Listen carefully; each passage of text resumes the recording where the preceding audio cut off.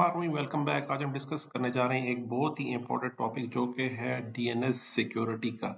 हमारे पास हम डीएनएस को ऑर्गेनाइजेशन में बहुत लाइटली लिया जाता है कि पोर्ट 53 को डेफिनेटली हम अलाउ करेंगे अपने नेटवर्क में। इसे डेफिनेटली कोई भी स्टॉप नहीं करेगा कि आपकी जो नेम रेजोल्यूशन है वो आपको डीएनएस ये सर्विस प्रोवाइड कर रहा है और डीएनएस ही आपके नेम को आईपी में कन्वर्ट करके ये फैसिलिटी प्रोवाइड कर रहा है। आप जितनी भी वेबसाइट हम यूज कर गूगल, आप फेसबुक यूज कीजिए, यूट्यूब, ट्विटर, आप जितने भी वेबसाइट यूज कर रहे हैं, बीबीसी न्यूज, जियो न्यूज, नेम की रिजोल्यूशन आपको डीएनएस प्रोवाइड कर रहा है।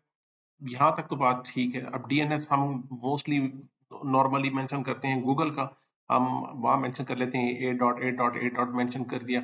हम चाह रहे हैं कि कोई भी यूजर हमारे डीएनएस की क्यूरी करे तो हम गूगल से पूछें कि ये फेसबुक की जो भी कंसर्न आईपी आप मेरे क्लाइंट को वो सेंड कर दीजिए। फेयर इनफ, यहाँ तक तो बात ठीक है। अब आपको अपनी सिक्योरिटी क्यों जरूरी है, हम डीएनएस सिक्योरिटी क्यों करना चाहते हैं, एक रीजन उसके एडवांटेजेस हम यहाँ डिस्कस करने जा रहे हैं।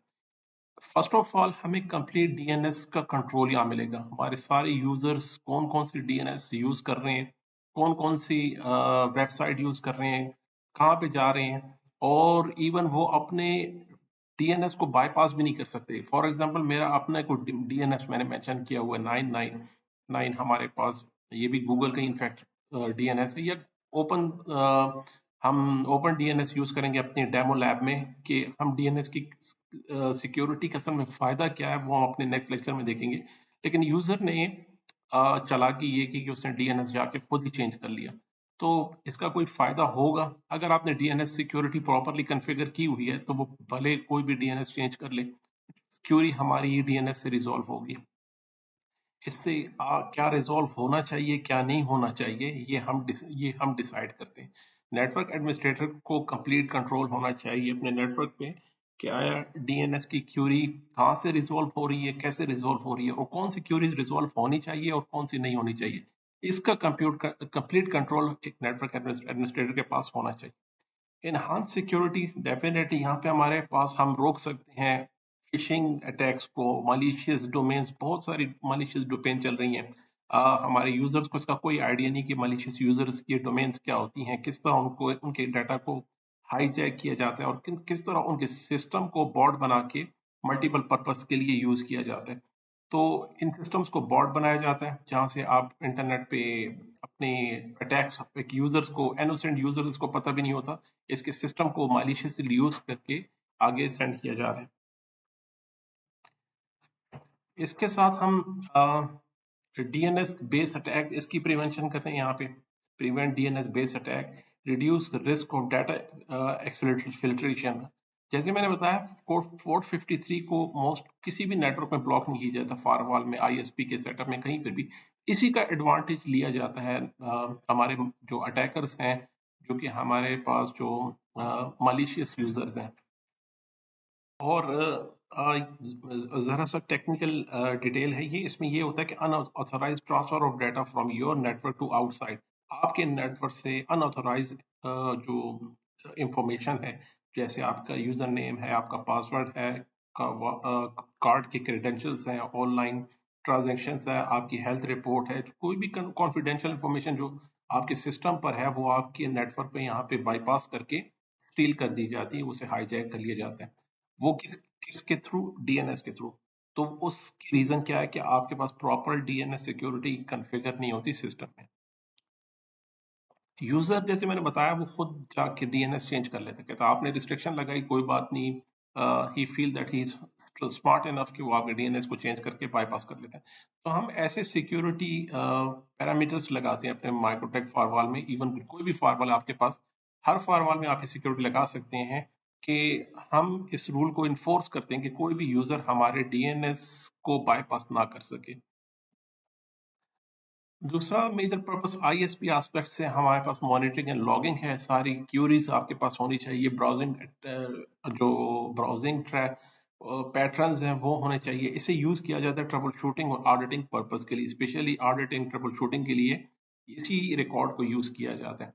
इम्प्रूव परफॉर्मेंस, हर यूजर आपके पास 500 या 5000 यूजर्स हैं, वो हर दफा गूगल से पूछ रहे हैं, हर दफा आउटसाइड जा रहे हैं, तो ये ट्रैफिक में काफी लेटेंसीज और आपकी बैंडविड्थ को काफी हद तक यही यूज करता है कि हर यूजर आके गूगल से पूछ रहा है। वाई नॉट कि आपके पास ऑलरेडी जो क्यूरीज हो चुकी हैं आपके यूजर्स की, एक कंप्लीट एक दिन या 2 दिन का हमने कैशे यहाँ पे कलेक्ट कर लिया कि ये मोस्टली यूजर इंटरनेट पे जाके क्यूरी करता है इसके बारे में, तो हम अपने जो कैशेस हमारे पास डाटाबेस है, इससे हम उसको रिप्लाई देके स्विफ्टली उसकी क्यूरी को रिजॉल्व करवा देते हैं।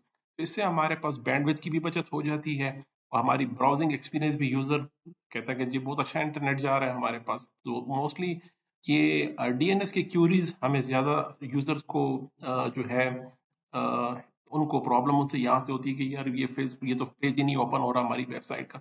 तो उसकी रीजन ये होता है कि ये क्यूरीज बहुत ज्यादा आपके राउटर से इंटरनेट पे इसकी क्यूरीज जा रही हैं इस वजह से। तो इसका अगला फायदा है कि कंटेंट फिल्टरिंग कैपेसिटी। आप ब्लॉक करना किसी एक वेबसाइट को, दैट इज फेयर इनफ, आप डीएनएस में किसी एक वेबसाइट को ब्लॉक कर सकते हैं, लेकिन एक कंप्लीट साइट जिसमें अब मुझे नहीं पता कितनी वेबसाइट आती हैं इस कैटेगरी में। कुछ ऑर्गेनाइजेशन है जिन्होंने R&D करके, रिसर्च करके, उन्होंने एक कंप्लीट कैटेगरी बनाई है इस कैटेगरी को आइडेंटिफाई करके कि हम इस कैटेगरी में हमने रिसर्च की है ऑनलाइन, और इसमें ये मल्टीपल थाउजेंड्स या मिलियन वेबसाइट हमने कैच की हैं। तो आप एक ही कैटेगरी को यहाँ से ब्लॉक कर दें, ऑटोमेटिकली हमारे पास वो सारी वेबसाइट जो है ब्लॉक हो जाएंगी। तो ये काम कोई थर्ड पार्टी जो मोस्टली करते हैं, अभी हम अपने लैब में ओपन डीएनएस यूज इसी पर्पस के लिए कर रहे हैं कि उनके पास ये डाटाबेस है कि वो हम एक कैटेगरी को आइडेंटिफाई करते हैं कि मेरे नेटवर्क से ये वाली वेबसाइट ओपन नहीं होनी चाहिए। स्पेशली स्कूल कॉलेजेस के लिए पॉलिसीज लगाई जाती है पेरेंटल कंट्रोल में, कि मेरे ख्याल से इसे हर जगह पे पॉलिसी इसको घर पे इम्प्लीमेंट करना चाहिए, ऑफिस में करना चाहिए, आईएसपी के एस्पेक्ट से हर जगह पे इसको इम्प्लीमेंट करना चाहिए। अब पहले नेट कैफे होते थे, उसका भी एक खास पर्पस होता था, लेकिन अब वो नेट कैफे की भी अब मेरा नहीं ख्याल अब इतने नेट कैफे हैं, तकरीबन हर घर में इंटरनेट की फैसिलिटी मौजूद है। तो अब घर की प्रेमिसेस के अंदर हम सब ये चाहते हैं कि इस तरह की वेबसाइट को जरूर ब्लॉक किया जाए, कंटेंट फिल्टरिंग मस्ट है।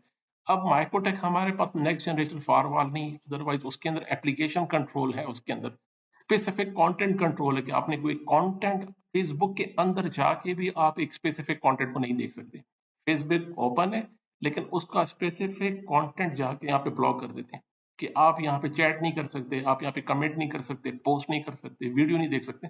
वो उस लेवल की नेक्स्ट जनरेशन फायरवॉल में ये फैसिलिटी है कि माइक्रोट्रक हमें उस लेवल की फैसिलिटी नहीं प्रोवाइड कर रहा, लेकिन हम चाह रहे हैं कि एक ऑब्वियस एक्सप्लिसिट वेबसाइट है, हम उन्हें ब्लॉक करना चाह रहे हैं। तो ये बहुत ही अच्छे तरीके से आप यहाँ पे मैनेज कर सकते हैं माइक्रोटेक में।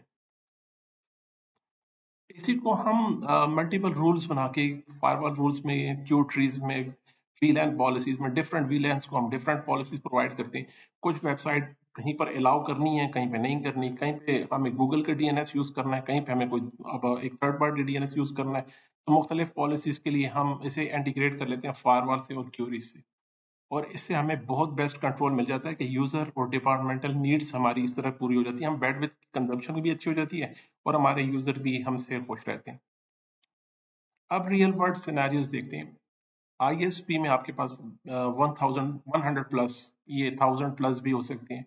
अब ये सारे के सारे बाईपास कर रहे हैं हमारे डीएनएस को और एक्सेस कर रहे हैं ब्लॉग कंटेंट को। अब उन्होंने कहा कि ठीक है, आपने डीएनएस पे पाबंदी लगाई, हम अपना डीएनएस यूज कर लेते हैं। तो हम ये कहते हैं कि हमने डेस्टिनेशन नेट पे एक रूल लगाया जो कि हम अपनी लैब में लगाने जा रहे हैं। इस रूल के तहत यूजर भले अपना कोई भी डीएनएस रख ले, जाके हमारे जो फायरवॉल है, हमारे पास राउटर है माइक्रोटेक का, जाके ये जाके डिसाइड करेगा कि कौन सा डीएनएस हमने यूज करना है, कौन सी क्यूरीज को रिजॉल्व करानी है और कौन से नहीं करानी। 100% डीएनएस इन्फोर्समेंट मिलेगी, कंटेंट फिल्टरिंग आपके पास बेस्ट होगी, रिड्यूस सपोर्ट कंप्लेंट्स आपके पास कम होगी, यानी क्यूरीज आपके पास अच्छे से रिजॉल्व हो रही हैं, तो डेफिनेटली यूजर परफॉर्मेंस, उनकी जो एक्सपीरियंस है वो बेहतर रहेगा। केस सेकंड जो हमारे पास केस स्टडी है, उसमें स्कूल यूनिवर्सिटी नेटवर्क में हमारे पास कुछ कंटेंट को हम ब्लॉक करना चाह रहे हैं, तो उसके लिए भी हम डीएनएस एनफोर्समेंट लगाते हैं कि कुछ स्पेसिफिक डोमेन्स को हम माइक्रोटेक पे स्टैटिक एंट्री करके ब्लॉक कर सकते हैं। या थर्ड पार्टी आप डीएनएस सर्विसेज लेके आप उसके साथ इंटीग्रेट करके इन सर्विसेज को ब्लॉक कर सकते हैं। कंट्रोल ब्राउजिंग है ये मैं आई पर्सनली हाईली रिकमेंड कि आप अपने घर के जो आपका जो भी राउटर लगे वो माइक्रोटेक हो या ना हो, आपने इसको कैसे ब्लॉक करना है मैं अपने अगले लेक्चर में से डिफाइन करने जा रहा हूँ कि आप उसके डीएनएस को ओपन डीएनएस की एक फ्री अकाउंट बना लें, जो कि अभी सिस्को ने अम्ब्रेला के नाम से इंट्रोड्यूस किया, सिस्को ने परचेज कर लिया ओपन डीएनएस।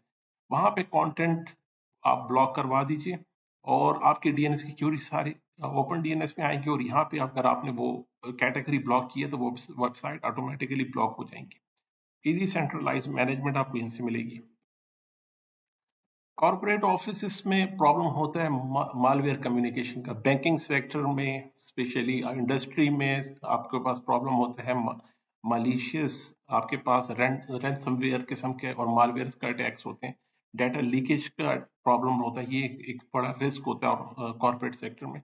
तो इसके लिए भी आपको डीएनएस थ्रू माइक्रोटेक कराना एनफोर्समेंट जरूरी है। इसके लिए मॉनिटर करें डीएनएस लॉग्स को और ब्लॉक करें स्पेसिफिक जो सस्पिशियस डोमेन्स है। यूजर हमारे पर जब डीएनएस पे जा रहे हैं, किसी भी वेबसाइट पे जा रहे हैं, आपने अपना डीएनएस मेंशन किया हुआ है कि आपने मेरे थ्रू जाना है और इसके अंदर कैशे हो रही है, तो आप देख सकते हैं कि ये कैशे में ऐसा कौन सी वेबसाइट है जिसको आप मलिशियस देख सकते हैं। ऑब्वियसली पता लग जाता है कि उनके स्क्रिप्ट, उनके जो यूआरएल है आप देखेंगे वो कुछ सस्पिशियस होंगे। उनके यूआरएल देखते ही पहचान हो जाती है कि ये यूआरएल तो किसी वेबसाइट या किसी भी स्पेसिफिक रिसोर्स की तरफ नहीं जा रहे, और इसे अगर आप लेके आप किसी सैंड बॉक्स, एक सिस्टम बनाए सैंड बॉक्सिंग में, उसमें जाके चेक कर लीजिए आया उससे कोई मालवेयर मेरे पास आ रहा है, ये सीएनसी कनेक्शन बन रहा है, उस पर हम मालवेयर स्टैटिक या डायनामिक एनालिसिस करते हैं उस रन जो सैंड बॉक्सिंग का सिस्टम है, अपने नेटवर्क से बिल्कुल डिस्कनेक्ट करके एक सेपरेट सेफ एनवायरनमेंट में उसे रन करके देखिए।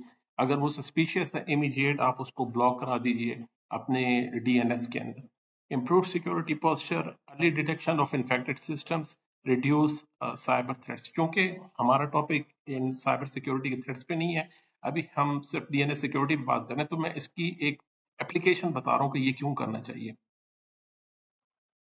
नेक्स्ट है मल्टीपल वीलैंस है हमारे ऑर्गेनाइजेशन में, तो हम मल्टीपल डीएनएस डिफाइन कर सकते हैं।